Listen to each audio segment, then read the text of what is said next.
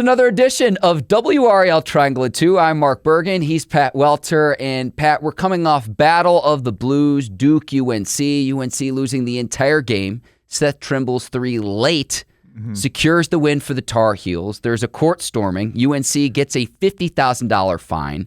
Jon Scheyer met with media members on Monday. It is now Tuesday. Both teams will play again tonight in separate games. But where does this stand right now coming off a historic game? This is what I think. This is what I know from talking to people as well, is that Duke and UNC both want this story to just go away. But the fans will not let it happen. I mean, my social media has been going absolutely off in the mentions in a way that I didn't necessarily see coming.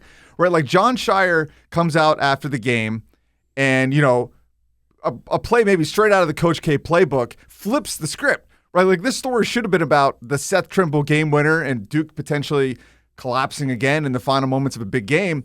Jon Scheyer flips it to be about the court storm, his staff safety, his family safety. Now, obviously, you want the players to be safe. Obviously, you want Scheyer and his family to be safe. But now we've got a little bit of a he said, she said. Define the word punch. Define the word trample. Prove it to me with the video. And this is lesson number 500,672. Never underestimate the triangle and its rivalries. Because I can't tell you how many times I cover a game thinking the story is one thing, and then some little minute detail emerges, whether it's something in the handshake line with an assistant coach or something a fan said or did that becomes the story, and that's what we have here right now after this crazy Duke-UNC game. So on Monday, Jon Scheyer spoke with media members saying that one of his coaches was shaken and even bloodied. He didn't specify which coach he was talking about. He also wasn't asked which coach it was. I'm sure it was a question he didn't want to answer, and I got the sense that he wanted to move on. Yeah. But what comes of all of this, of the footage that you've seen, Pat, of just where this goes from here? Because we're talking about another court storming situation where just 2 seasons ago, Kyle Filipowski, Duke on the road, was actually injured in a court storming incident. But just where does this go from here?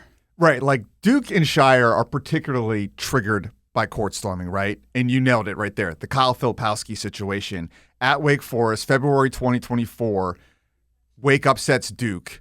Huge upset, huge win for Wake, probably the biggest win Wake Forest has had under Steve Forbes.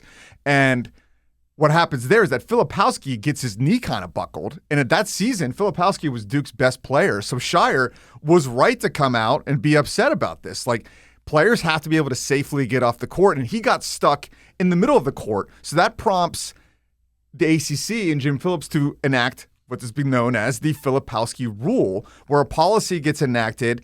It started this summer where teams are fined 50, 100, or 200K in escalating fines through the concept of 2 seasons. And from Phillips, the plan was to allow spectators can still access the competition area following a contest, but only after the visiting team and officials have safely exited the area, which is easier said than done. So they weren't trying to eviscerate court storming entirely, because it is kind of woven into the fabric of college sports, but they wanted to make sure teams got off the court safely. And UNC, in their own statement, first Bubba Cunningham comes out, apologizes to Duke. In the immediate aftermath of the game. I've never seen that before in my career, where an AD speaks immediately after a game, Pat. Totally. And it was a classy move by Bubba Cunningham there. He's trying to get ahead of it a little bit. And then as this blows up, they're basically released a statement following the fine. And they say that, we accept the fine, but the video they've reviewed confirms they followed their protocols to get Duke's players and bench personnel off the floor safely. And look, I was there. I was in the middle of it. Okay, I was going to ask, where were you when all of this was going down, Pat? So there was not one, but 2 court storms. Correct, because Seth Trimble hits the 3, 0.04 seconds. I'm in the WRAL newsroom, Pat. As soon as I saw, a few people are out on Franklin Street, and then 1 becomes a dozen, becomes 2 dozen. I sent the push alert on the phone, and then it was like, no, we have to get all the fans off the court in 0.4 seconds left. And I'm like, oh, man, I've already sent the alert out on the WRAL app. It can't go back saying UNC's already won the game. The only scenario I could envision was that Derek Fisher playoff game against the Spurs. Now, the difference is in the NBA, when you call a timeout, you can advance the ball to half court versus in college, you still have to go the full length of the floor. So it was like, barring a foul of some sort where a Duke player would get 3 free throws, it was like, okay, right. I'm not going to say it was impossible, but it was impossible, Pat. Yeah. But, so I'm in the newsroom sweating it out for 30 seconds being like, man, this game's not over. Because, again, I saw all the fans rush out onto Franklin Street that were out in downtown Chapel Hill, but then also the fans that had stormed the court at the Dean Smith Center as well. So that was my experience. But so you were in the middle of all this twice. Yeah, twice, because they stormed the court and the buzzer sounded. So it's not like the students did necessarily the wrong thing. And for anyone out there that thinks, oh, you shouldn't have court stormed, put yourself in that situation. Oh, if you're a student, did you ever have the opportunity during your undergrad to do it? It's an amazing, amazing experience. I got to twice for football when I was an undergrad at the University of Missouri. This is just some of my best memories were both of the times we got to do that. Yeah, for me, I went to a smaller school, Providence College, Big East, and I was chasing my career during the biggest win in my school's history, or my history while I was there. Providence upset Pitt, who was number 1 at the time. I was doing a stand-up comedy act during the thing. Wow. A dream that has fallen on the vine. Hopefully people can laugh at some of my jokes still here on the podcast. But yeah, it's an incredible thing to do. And yeah, I get it. Like, UNC and Duke is your rival. Like, you should be viewed as equals. But it's the emotion of the moment. It's a game winner in historic rivalry. So yeah, I don't blame the students for court storming once. They get 2 for the price of 1. And yeah, I'm out there the first time. And I've got a big camera on my shoulder. So basically, this happened to me Syracuse Pitt one time too, where I was worried students, first one in my career, were going to trample me. Because when you film the game, you're sitting on the ground. Right on the baseline. Right? So you've got people behind you ready to pounce. And that's a little bit of a scary feeling. I remember that first one I experienced in a Syracuse versus Pitt game. So in this one, like, I was safely able to get up out of my crouch or my kind of crisscross stance on the ground and run into the action. And I've been through enough of these where I am conscious of, like, you don't want to get stuck in the middle to where you can't get out, which has happened in football games. I've been at Ohio State, Penn State, the year that Penn State got left out of the college football playoffs, Saquon Barkley. I got stuck in the middle of the crowd. Couldn't get out. You're trying to go get into the post-game press conference, and you're just you can't move. 100,000 people in that stadium. So I'm conscious of that. I'm also conscious of, like, head on a swivel. People are coming from all different directions. They're jumping up and down. They're bouncing. It is a little bit scary. So I was trying to take out my cell phone to film on that to get the immediately video out on Twitter and Instagram. While protecting your camera. While protecting my other camera on my other big shoulder. And immediately I bail on that plan. That phone goes back in the pocket because I'm getting my camera knocked off my shoulder. And I see Cameron Boozer towering over the crowd up against one of the baskets, soaking it in, making those mental notes. He's able to kind of safely clear the court as they announce over the loudspeaker, students, please get off the court. There's 0.4 seconds remaining. Because they could have gotten called for a technical for that as well. Which would have been insane, right? Can you imagine? Then we really would have had a story. So the right call to just kind of, let's be real. Let's understand the context of the situation. And yeah, Bubba Cunningham is out there on the court. Steve Newmark is out there on the court. They're kind of taking it in, trying to clear stuff off. Cunningham's literally picking up trash off of the court. And yeah, then they storm again. And this is where, unclear to me exactly where the incident potentially happened with the, quote, staff member. And I think, like, could I maybe find out who the staff member was? And I don't actually know.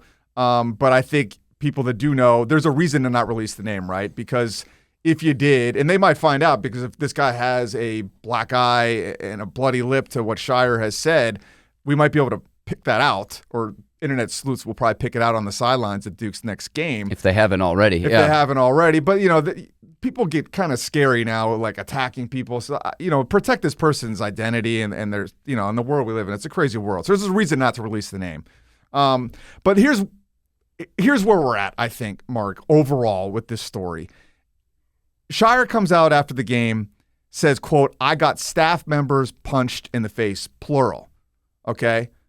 We've already pulled that back to one staff member. Now, I don't blame Scheyer for in the moment, he's emotional. He said his family was having trouble get off there. I mean, you're talking about your wife being in danger. Like, of course. Your biggest rival, you're winning the entire game as well. I mean, highly charged game in terms of everything that you've put into it in preparation and that night as well. Totally. So what I think would happen, Scheyer's emotional after the game. He doesn't even have all the facts straight. It just happened, right? So he says punched, right? Okay, well, is that a figure of speech or was it literal? And I am led to believe, based on what I know, what I've seen, I was there, people I've talked to, no punch, no quote-unquote punch was ever thrown. I think the word trampled is also in the eye of the beholder. Because what we have here is we live in a world where everybody is filming this moment. There's cameras everywhere, literally everywhere, Pat. And I used to think, like, in these moments... I mean, think about how many different angles we saw of Seth Trimble shot alone.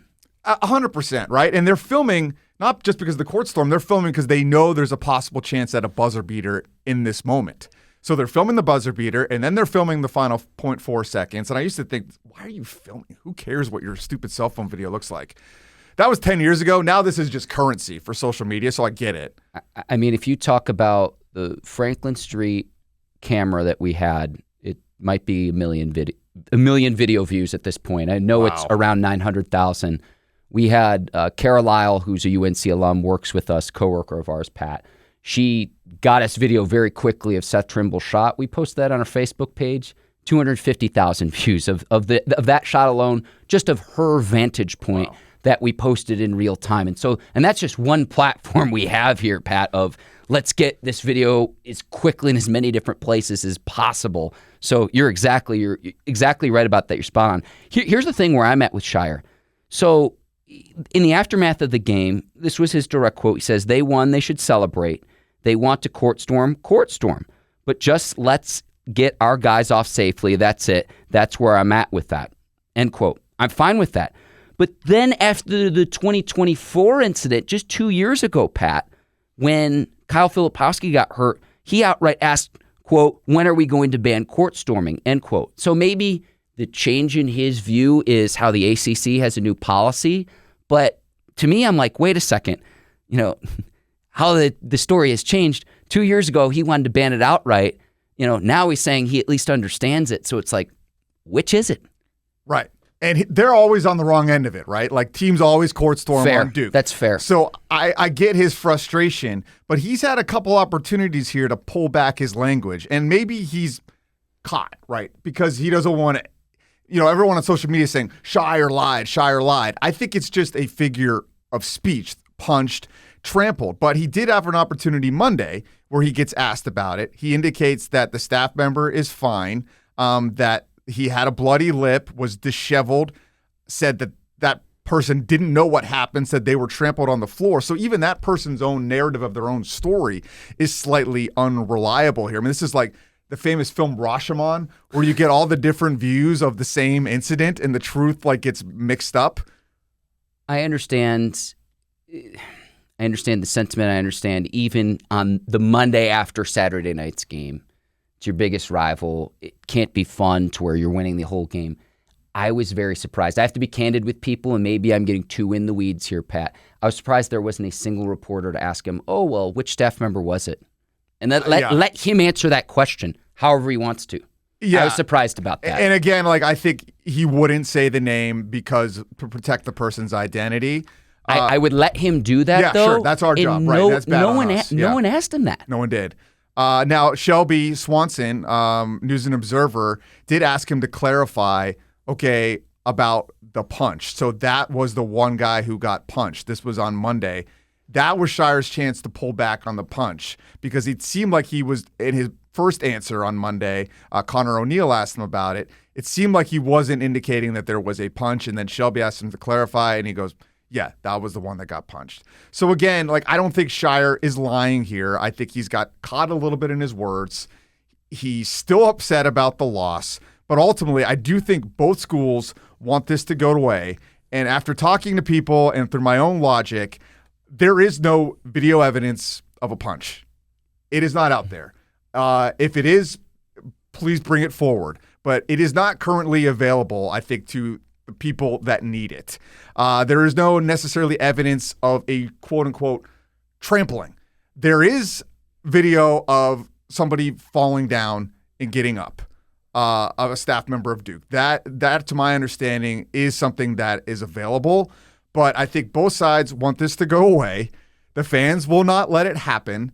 No charges are going to be filed here. And adding just extra fuel to the fire, Orange County DA Jeff Neiman, who is a UNC alum, if I have this correctly, he comes out and tweets that, hey, if there's video evidence, we'll prosecute and we will charge. Now, he's actually being, I think, kind of sarcastic in that tweet, and I think some fans took it the wrong way. That, or I would say is, I don't know this. I would have to research this. I'm sorry. It's like, is he up for election? You know, that's the first thing that goes on in my brain. Sorry, Pat, go ahead. Yeah, so you get that in it. I mean, I've talked to police that were there at the event. I'm like, is there any charges pending? No, there's not. So, ultimately, this is just going to be another chapter in this rivalry. It's unfortunate that this happened to this staff member. It's unfortunate that Scheyer had to fear for his own family's safety and well-being, and that they always end up being on the wrong side of this. But ultimately, as much as we lose the fabric of college sports and what makes it great, court storming is still a piece of that. And so it's like, do we really want to make this into we never get to court storm again? I mean, I guess it's that saying, it's all fun and games until someone gets hurt. I mean, someone could truly get trampled and potentially die in a court storm. It could happen. I acknowledge that. Or a field storm in football, yeah. I mean, you could also say the same thing about like so many things in life. Like, are you ever going to drive a car? Are you going to drive in a snowstorm? Or are you going to you know what I mean? Like, you can make that argument, like, oh, well, somebody could die. Well, like, you can kind of do that in a lot of different avenues. So, like, do we want to have this or do we not? I think most of us still want to have this practice. I also think in Duke's argument, it would be like, wait a second, UNC, you're at home. Aren't you a blue blood as well? So if you're a Duke fan, there's also that wrinkle to it as well, Pat, of like, UNC should expect to win this game. But, like, even if you were, I mean, Pat, going in, both of our sentiments, it was like Duke was favored for a reason, and the Blue Devils controlled most of the game that Saturday night. And here's the thing. I'm not trying to wish my life away. We get to do it all over again on March the 7th to close out the season at Cameron Indoor Stadium, Pat.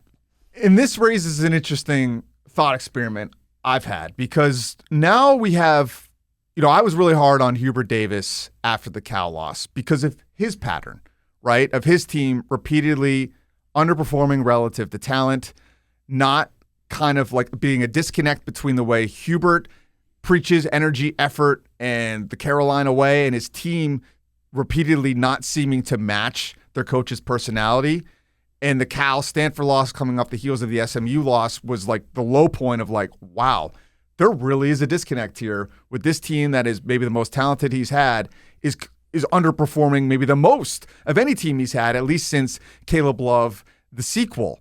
Well, that team has responded since, and they win this big game. They win at Virginia. They win versus Duke, in a game they trailed the whole time, but most important thing, they won.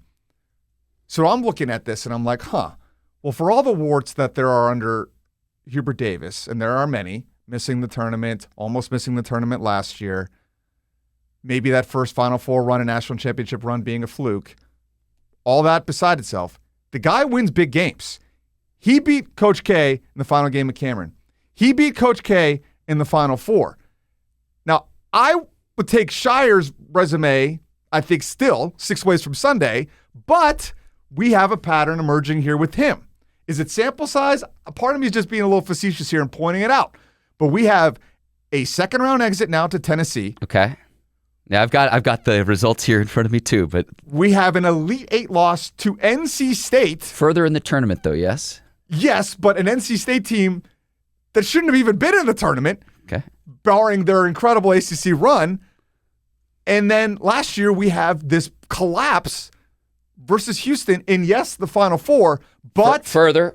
Hey, it's further in the tournament. You could argue Final Four was Final Four or bust with Cooper Flagg, which is why at the time I said that season was a failure because of how they collapsed, who they had, the expectations on that team. And now we have here yet again this season, a collapse versus Texas Tech in a huge neutral site game. And I wouldn't call this game versus UNC a collapse, but I would call it a lack of, UNC was the more clutch team. They hit the final threes of the game. Henry Vasar, Derek Dixon, Seth Trimble, Cameron Boozer misses the shot. So we have a pattern here of Scheyer failing in some of these big games. Now, it's a very small sample size, but there's something to this. So I raised the question, who would you rather have? Yeah, Hubert Davis I've or got Jon the Scheyer? records in front of me. Sheyer's won roughly 82% of his games. That's both overall and in ACC play. Hubert Davis, about 71% of his just the regular games, and then 70% of his ACC games. But, Pat, it's an interesting argument. I still think I would take Scheyer. I would. But I get your point in terms of what we've seen in recent memory, the last year or two in big games. I think you laid it out very well. Now, I do. I would take Scheyer too, and I'm not saying I wouldn't. I think this is a product of like a lot of things.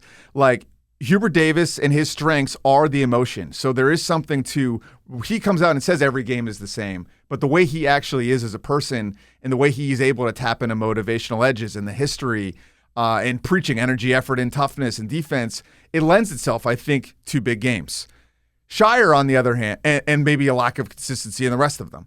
And there's other coaches that have this kind of pattern, like Dave Dorn is that kind of coach. Great in big games, and then not as great, and like the kind of like randomly will lose to Boston College. James Franklin, a little bit more in the Jon Scheyer camp, where he runs this consistently great program, but then for whatever reason, there's a lack of translating into some of the big games. I want to see if the storylines of where they've been to coaches and how their teams have performed to this point in their respective coaching careers at both institutions, if that holds true as we get into March here. It's just going to be a few weeks away. I mean, February is almost, we're almost midway through February, and it's like as soon as football is over, it's just like we're full on into basketball season. And honestly, what a great game in advance of the Super Bowl. I mean, you go from Saturday night, which was just, a classic. I mean, I know it got a lot of comparisons to the Austin Rivers shot. The other comparison I was seeing online was the Luke May shot in the Elite Eight against Kentucky. But this one's going down there all time when you talk about the back and forth with this rivalry of I think you and Chris Lee nailed it in your post-game analysis from the baseline here on Triangle and 2 of Seth Trimble never needs to buy a beer in Chapel Hill ever again for the entire game. It was the first lead they had the entire game. There was 0.4 seconds left, and they came back and won. It was incredible. And it's just part of sports, right? Like Josh Allen, for example. Like this guy's the best quarterback in the league, but he hasn't won the big one. And all it takes is one to change the narrative. And all it takes is one shot to change your entire legacy. Like Seth Trimble's whole life is different now because of that shot. And I think about him coming back from the forearm injury where he missed month and a half of the season with that weight room accident too, Pat. And for Jon Scheyer, I think he will win a national championship. It's a product of when Will Wade was hired, he talked about this. There's a randomness to the tournament. All you could do is get yourself into the mix, and then 1 year it's going to break your way. That's the analytical view. Now there is the other view of is there something into the fabric of a style of coaching, a style of playing? If you look at Josh Allen, is there something there mentally? Is there something there mentally with Scheyer and the way he prepares his teams for these big games? I think it's just the fact that Duke gets everybody's best shot. They're the front runner. Scheyer does everything possible to run that program as effectively and efficiently and holistically in really every way possible. And I know he was really distraught after the Houston loss this offseason, examining it, rewatching it, trying to figure out what went wrong. And I can empathize with that feeling. And so I think he's going to get it done. But this is sports where these are the fun conversations you get to have. And I am somebody that thinks Josh Allen is a great quarterback. I think that Jon Scheyer is an amazing coach. But until you win the big one, we are left with this vacuum to wonder, is there something missing? His trajectory tells me he would get into the national championship game, Pat, and then fall short, just based on how he's trended from Year 1 as a coach, now into year 4. Well, I called out Hubert Davis after the Cal loss. They have not lost since. So here I am calling out Jon Scheyer for, I guess, the second time now. I called him out after the Houston game. And I love Jon Scheyer. Like, again, let me be clear. Like, the way he treats people, the way he treats media, the way he treats his players. Like, I had the opportunity to cover Coach K's Hall of Fame ceremony in Chicago. And there was like a little mixer, like an open bar and like some food. And I got to go up to, I felt like I was in a movie. Like Jon Scheyer's up standing there. I get in a window to go talk to him, introduce myself, maybe recognize my face from the press conferences, but we never had like a one-on-one time. He sat and talked to me for about 5 minutes. We're about the same age. I was in college when he was playing in college, and we talked about that. We both have kids around the same age. We're talking like we're regular guys, like treating me like an equal. I appreciate that. Hubert Davis at times, I'm at way more UNC events. Okay. He will look straight through me. Like that's he keeps the media at an arm's length. Sure. And I, every coach has their approach, and I don't, begrudge Hubert Davis necessarily for that. I'd appreciate maybe a little bit more engendering given how much we're at the facility, but I get it. So like, I really love and respect Scheyer. It's a fun conversation to have. And again, you're welcome. You're going to win the national title now, Duke. I just set it into motion. You heard it here from Pat Welter. Pat, I mean, Scheyer was a heck of a player too. Yeah. I mean, I remember as a McDonald's All-American, this was pre-Derrick Rose. And as a player, he had 21 points in 75 seconds in a high school game. Try to do that in a video game, let alone in real life. I mean, he was a terrific player. Recruits best of the best, too. Yep. So, I mean, each and every year it's like, oh, well, Cooper Flagg and Con Knipple are now in the NBA, and it's like they haven't really missed much of a beat. I did think it was telling. They did not fall at all in the AP Top 25. They stay at number 4 after the loss on Saturday. But we'll see how they regroup. UNC takes on Miami tonight on Tuesday. By the time you're listening to this, you might already know the outcome. Duke takes on Pittsburgh on the road. Both of those games can be on ESPN on Tuesday night, just depending on when you're listening to this, Pat. But we'll see how they regroup. And again, March 7th, I said this before they played the first go-round. I hope we get this multiple times, and I mean more than 2. It's like, could we get it in the ACC tournament? And then I know they've only met in the NCAA tournament back in 2022 in the Final Four, but it seems like this always delivers. It seems like it always delivers. I know last year was a bit of a shellacking, but man, it's a reason why you throw out the records in the Battle of the Blues. It was just like this one. In some ways, I think this was even crazier than last year's Final Four game for Duke, and then even in 2022, the Final Four, just because it literally came down to the final seconds of the game of just everything that unfolded. Yeah, I mean, Caleb Love's shot is something I'll never forget. I mean, it wasn't a buzzer beater, but the stones it took to take and make that shot over Mark Williams and the image, incredible. And the stakes at play. Like that one ultimately, like when you step back from this, is the one still for me. Okay. But in terms of how you rank it. Yeah, I mean, it's just an unbelievable game. And I loved watching Caleb Love. And some of those highlights came back up again. And I know he's polarizing for UNC fans, but like he was clutch. And that was something that I think this UNC team has been waiting for that to step up for, right? Like this team is more talented than that team. But like Love had that X factor. He could play in out of games, he could win you games. And now I think UNC has something here where like Derek Dixon is a clutch player. He had a huge step back against Kentucky. And he was the one who created the shot opportunity for Trimble on the drive and dish. Which was an improvised. It wasn't the play call. The look wasn't there. He has to improvise in the moment as a true freshman. Thread that pass.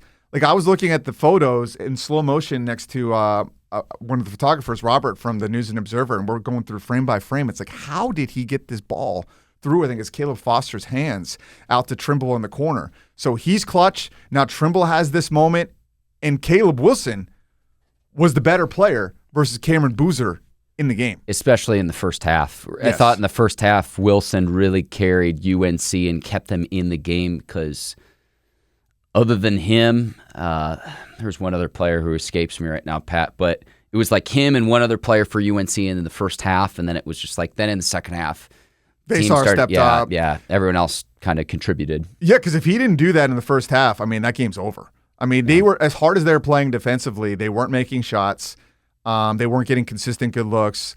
And Wilson was playing hero ball. And you saw it, I think, to your point, in the second half, he got a little inefficient. He was forcing it a little bit. But they kind of need him to. And, this team's evolving in real time. And by the time this goes out, they'll probably lose to Miami because that's just the way things work. Oh, don't say that. But it doesn't matter, right? They have plenty of quad one wins here now to be, they were in like the 6 seed range before. Well, now with the Virginia win, this win, they've got some other big games coming up. NC State, February 17th, Louisville, Clemson. So and Duke, they got some more quad one opportunities here, and I think they're going to win several of them. Do you want to touch on NC State a little bit before we get out of here? Yeah, this was the part of the show where you were going to say, are we sleeping on NC State? And then the Wolfpack lose to Louisville, 118-77. Pat, I was watching the first half, and it was like, oh, well, they gave up 56 points in the first half. It's followed by an encore. They gave up, 62 points in the second half?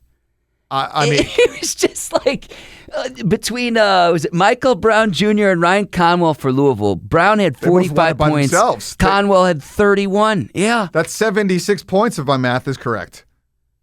Yeah. Yes, that's 76 points between the two of them. NC State had 77 people. Now with NC State, it's like they are literally they're like the Boston Celtics. They are analytically based, not necessarily the Celtics this year, but how the Celtics have run themselves the last few years. Threes and defense. The threes go in, they defend well, they win. We've seen it. They have won prior to this game, 6 in a row prior to that Georgia Tech loss. And this game, they were 4 of 22 from three. Kadir Copeland, 10 points. Darian Williams, 8 points. I haven't seen the Will Wade press conference. I haven't seen any clips circulating. I'm sure he just kind of humbly was wrote this one off because you play like that, you have no chance. There's only so many ways you can say when you give up 118 points at any level of basketball. Good luck. And Duke is the one that shut down Michael. They got Michael Brown on the good day, where he I think had one field goal, one made field goal. They were saying on the broadcast he probably has an NBA future. So he's a lottery pick. Yeah. Filibuster. I need water. Got you, Pat. But yeah, NC State, we'll see if the Wolfpack can regroup playing on Monday night against Louisville. And again, I thought this was part of the show where we'd be like, hey, are we sleeping on NC State as they prepare for more of the blue bloods? And I mean, you talk about the different calibers of the ACC as well. It's like, the conversation we're having about Duke and UNC is they're on an entirely different level than NC State. And NC State's had a nice season. I mean, they've played well in the ACC, but we'll see after last night because it was okay, on the road against a ranked Louisville team, and it wasn't even close from the jump. Their margin is just thinner.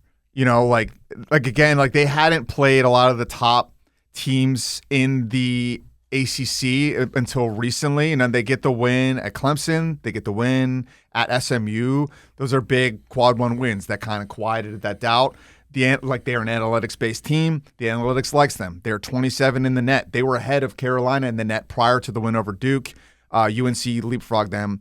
Eye test, UNC to me is a cut above NC State. But if NC State plays their game the way they want to, they could beat UNC.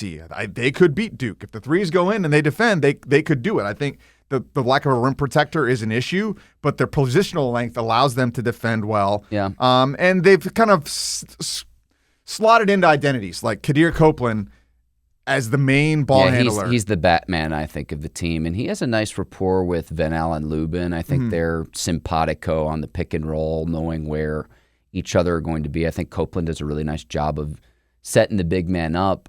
Just for me, from what I've seen, Darian Williams, I just don't know where it's going into this past Saturday's game. He had 3 straight games of 20 points, and he only gets 4 in the win at home, and then quick turnaround. They play Louisville last night, and it was just it's hard for me to really critique last night.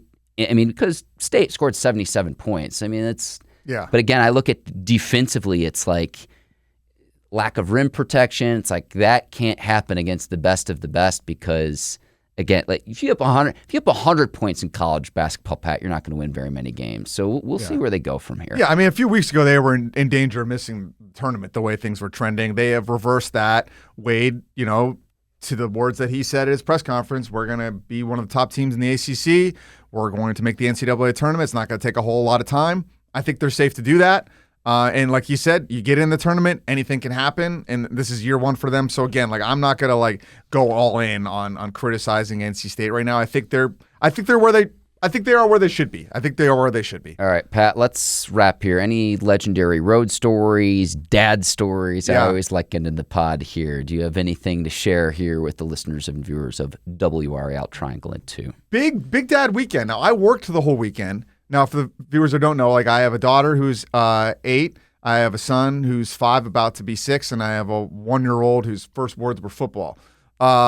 So they are all in, and it's really cute to see them grow up here in the Triangle. And they were watching the UNC Duke game for the first time, locked in.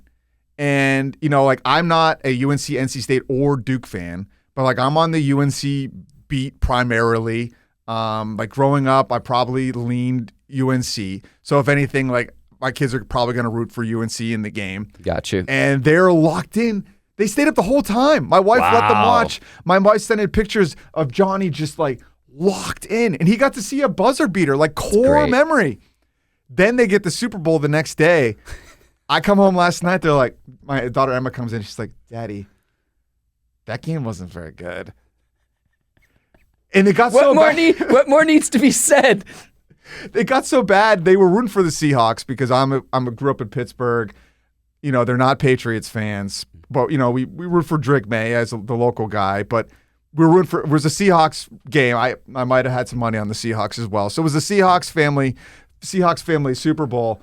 It got so bad for the Patriots that they were rooting for the Patriots at the end because it was hard for them to watch a team fail every possession. So it's interesting to see a kid observe a bad game and see this isn't fun to watch a team fail repeatedly over and over again. Did you have a favorite commercial?